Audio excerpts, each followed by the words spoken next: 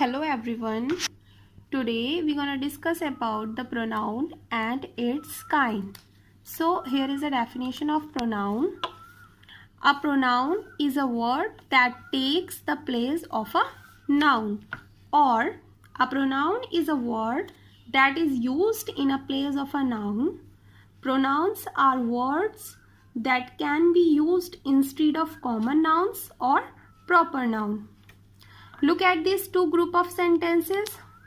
First is Raj is in the ground. Raj plays cricket. Raj is a good batsman. Here is the second group. Raj is in the ground. He plays cricket. He is a good batsman. In the second group of sentences, the pronoun he has been used instead repeating Raj each time. Let's take another example. Priya is at the zoo. She and her sister are near the baby panda. They are giving fruits to him. It is afraid of them. In this sentence, word she, her takes the place of Priya. They is used for Priya and her sister. Him and it takes the place of baby panda. And them is used for Priya and her sister. So pronouns replace nouns to avoid the repetition of nouns. Now you can also come in the telling part. For example, I, he, she, it are also used for singular nouns, whereas we, they and you are also used for plural noun. For example, the village is far away. It has many rivers. They are clean. So, the pronoun you is used for both singular and plural nouns. For example, it is an important game. You must play as a team. Second, do you have a pet? Does it play with you? The words me, him, her, it, us, you and them are also called pronouns. They come in the telling part of the sentence. So here is the kinds of pronoun. First one is personal pronouns. Second, reflexive pronouns. Third, emphasis pronouns. Fourth, demonstrative pronouns. And fifth, interrogative pronouns. So here is the personal pronoun. Here is the definition of personal pronoun. Personal pronouns take the place of common nouns and proper nouns, or pronouns, words that we use in place of nouns are called pronouns. There are two types of personal pronouns. First one is personal pronouns used as subject. These pronouns are I, you, he, she, it, we and they. Second, personal pronouns which are not used as subjects but they are used object of a verb. These pronouns are me, you, him, her, it, us and them. Personal pronouns have three persons. First person is pronouns which refer to person speaking as I, we, etc. Second person is pronouns which refer to person is spoken to as you, etc. Third person is pronouns which refer to person is spoken of as he, she, they, etc. Here is the example of personal pronoun. First one is my name is Ayush. I am 10. Second, you are a naughty boy, Aman. Third, here is my father, he is a doctor. In these sentences, singular personal pronouns I, you, he are used as subject. Let's take another example. So first one is the instructor is teaching me how to swim. Second, Daddy told you to be careful. Third, Miss Singh is very kind. Everybody likes her. In these sentences, singular personal pronouns me, you, her are not used as subjects. They are objects of the verbs. Now let's take another example. So first one is we are going to play. Ask John to join us. Second, I will give all of you a form to fill. So in these sentences, plural personal pronouns we, you are used as subjects and us are used us is used as objects of the verbs.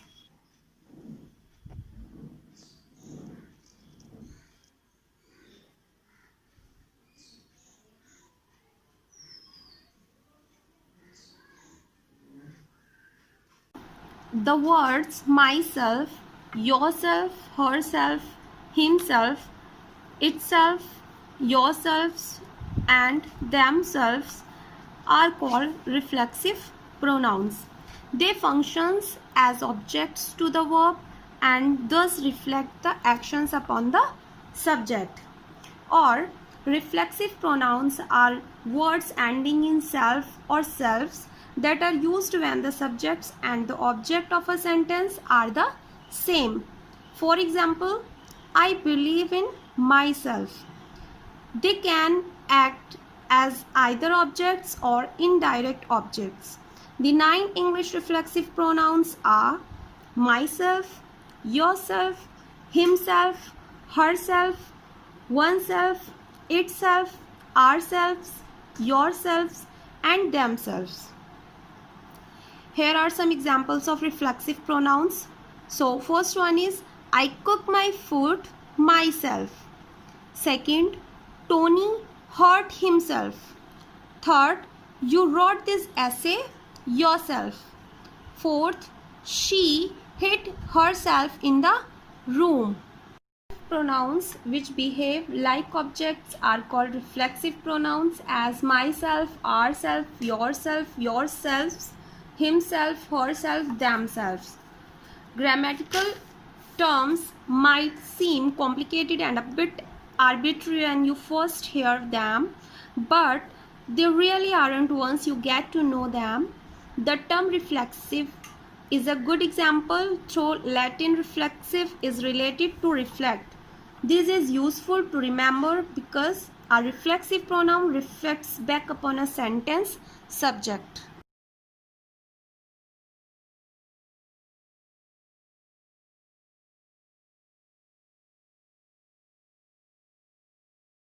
Emphasizing pronoun. Here is the definition of emphasizing pronoun.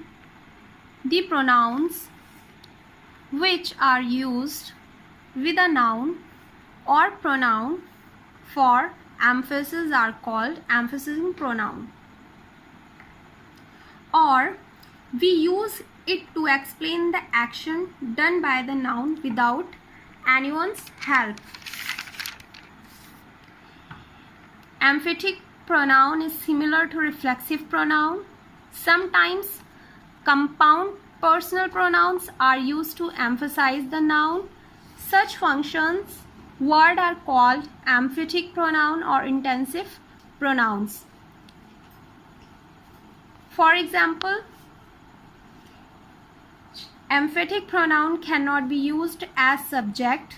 They are placed immediately after the pronoun or noun which they emphasize. We don't use these as the object of a verb. Here are some examples. These functions words are in bold letters like I myself did it.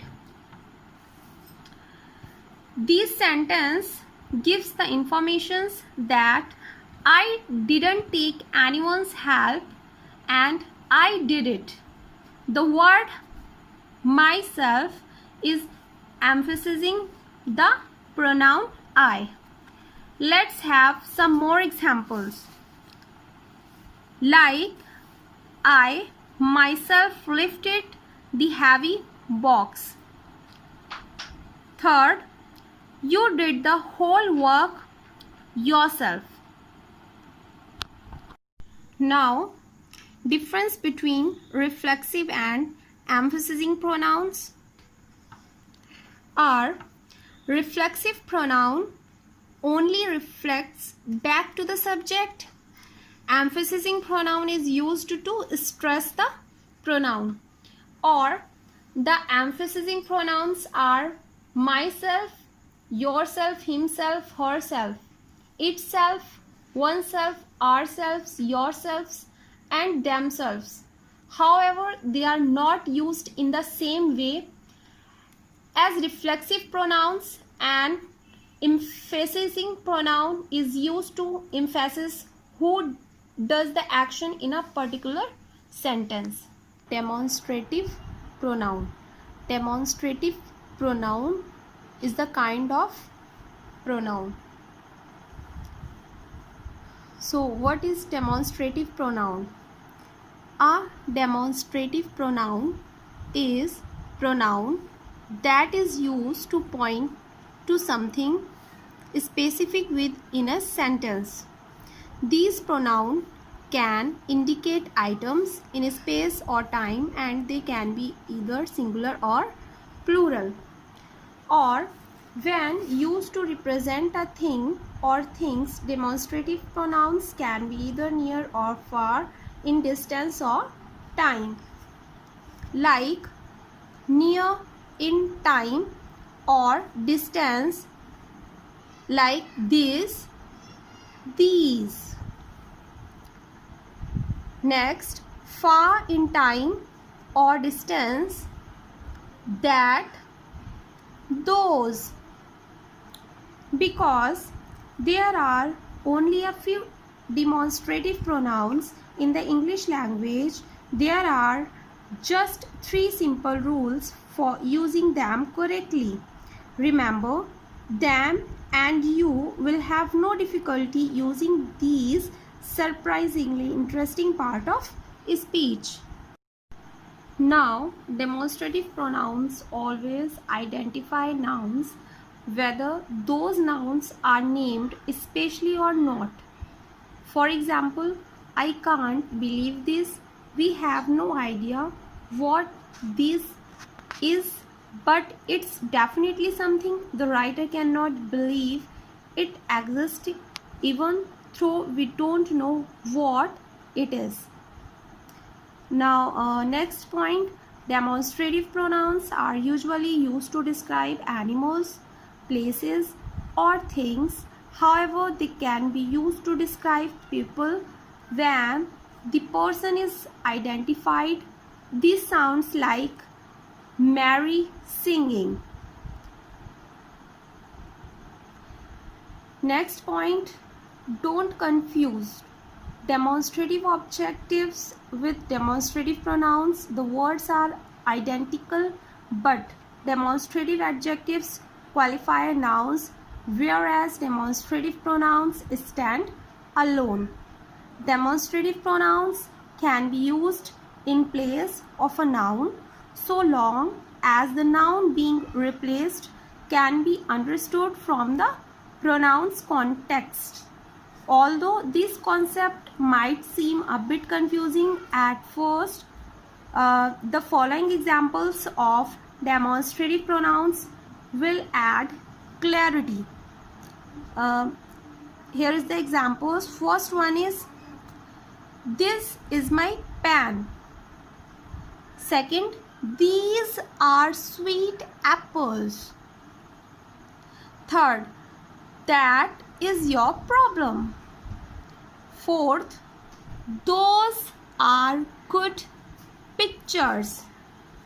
Now, in these sentences, this, these, that, those are used to point out person or objects for which they are used. This and that are used for singular nouns, and these and those are used for plural nouns.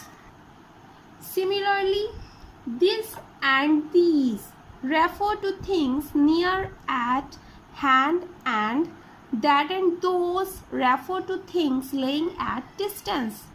Remember, pronoun used to point out persons or objects for which they are used are called demonstrative pronoun. We will discuss about the interrogative pronouns. So, interrogative pronouns. An interrogative pronoun is used to ask a question. For example, first one is, who is that girl? Second, who is reading the book? Third, whose is this car? Fourth, whose are these shoes? Fifth, what is he doing? Sixth, what is your father's name? Seventh, which of these bags is yours? Eighth, which was your chair? Ninth, whom did you call? 10th, whom did the principal praise? So, in these sentences, the words who, whose, what, which, and whom are used for asking questions. They are called interrogative pronouns. They take the place of common and proper noun in questions. We use who, whose, and whom to ask questions about people. We use what and which to ask questions about living and non-living things. Sometimes we use which to ask about people. So, here practice activity. Question is, fill in the blanks with interrogative pronouns. First one is, dash is that. Second, dash is that book. Third, dash is there. Fourth, dash is your pen. So you have to fill these gaps with interrogative pronouns and do it in your notebook.